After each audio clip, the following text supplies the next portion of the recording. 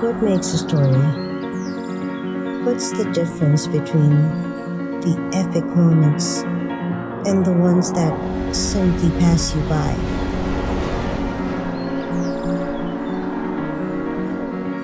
There are journeys that take our breath away, but there are smaller tales in between the highs and the lows, in the simple hours.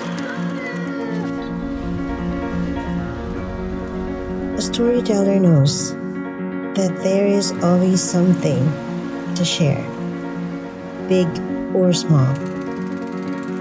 I guess it is the multitude of all these moments combined that makes writers and storytellers of us all.